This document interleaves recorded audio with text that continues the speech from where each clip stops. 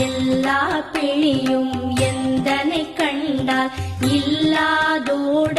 நீ என கருள்வாய். ஈரேழ் உலகமும் எனக்குறவாக ஆணும் பெண்ணும் அனைவரும் எனக்கா மண்ணாளரசரும் மகிழ்ந்துறவாகவும் உன்னை துதிக்க